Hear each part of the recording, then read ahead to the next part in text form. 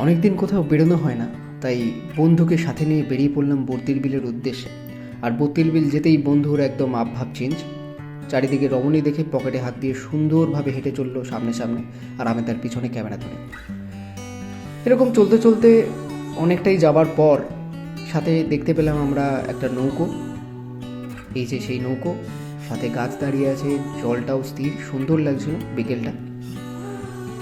তারপরে এই সুন্দর একটা মাচা, চায়ের দোকানের পাশ থেকে যাচ্ছিলাম, তো ভাবলাম ভিডিও করে নিই। তো তার পাশ দিয়ে যেতে যেতে ওই যে বন্ধু পকেটে হাত দিয়ে যাচ্ছে। তারপরে এই যে এখানে এলাম, সর্ষে ক্ষেতটা কি সুন্দর। এটা অনেকটাই ভেতরে বর্তির বিল থেকে, তো ভালো লাগছিল বেশ। হেঁটে হেঁটে যাচ্ছিলাম, চারিদিকে মাঠঘাট, দুদিকে ফাঁকা এরকম। আর এই যে কাকা জোরে বেশ সাইকেল চালিয়ে বেরিয়ে গেল, সজোরে। মনে হয় কিছু একটা চেপেছিল কাকার। এই যে এই জায়গাটায় এসেছিলাম, এইটা হলো বর্তির বিল থেকে অনেকটাই ভেতরে, যেখানে একটা পার্কের প্রজেক্টে কাজ চলছে। আর এই জায়গাটা মেবি কোনো ফাউন্টেন টাইপের হবে। আর আর এই যে এখানে এরা কাজ করছিল, এখানে থাকার জায়গা। আর বন্ধুর দিকে এইবার যাবো, দেখবে বন্ধু কেমন কেক দেবে ক্যামেরা দেখে।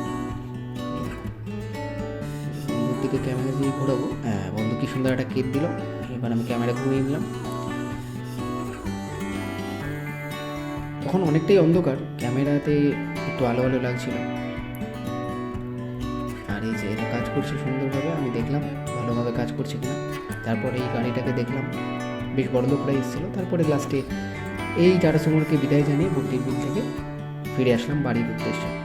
আর আমার এই শর্টসটা তোমাদের যদি ভালো লেগে থাকে ফলো করে দিও। টাটা।